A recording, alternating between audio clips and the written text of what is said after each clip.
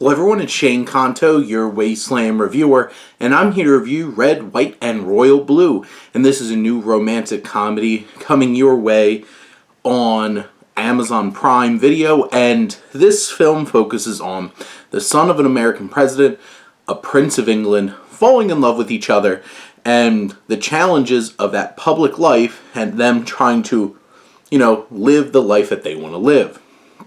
This is from director Matthew Lopez, based on a novel by Casey McQuiston, and Lopez co-wrote the script. This film stars Taylor Zacaperez, who plays Alex, the son of a president, and Nicholas Galitzine, who plays Prince Henry.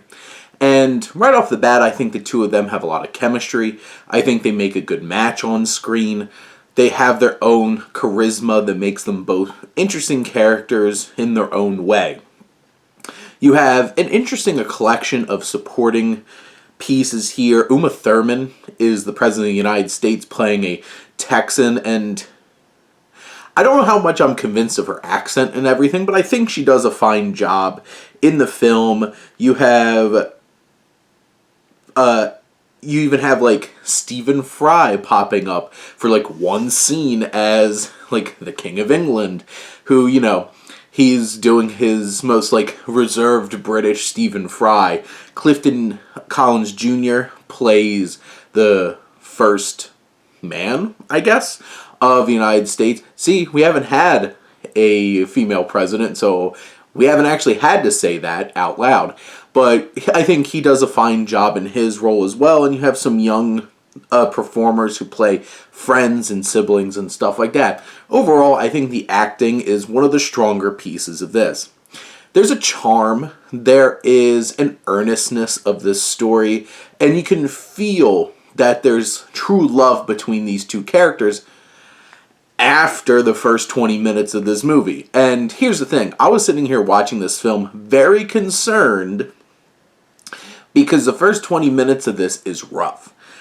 Even from just an editing standpoint and directing, it's choppy, it's not funny. Every time they try to do some kind of gag, it comes off incredibly unfunny. But then you do reach a point in the film where it really settles down, starts to find its tone, and it becomes a lot more engaging and interesting and funny, and you feel it. It feels genuine instead of staged and over the top and obnoxious, which honestly the first 20 minutes of this film do feel like.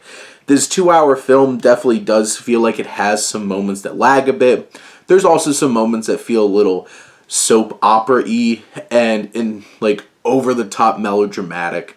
But in general, I do think that this is a very poignant film that has an interesting concept. It plays with the politics and the expectations well. I think it does a good job of challenging those things in a meaningful way. And it tells a good story, and, you don't get a whole lot of, big gay love stories like this, so this getting a big platform on Amazon, I appreciated it. And you know what? It was effective. It did what it needed to do.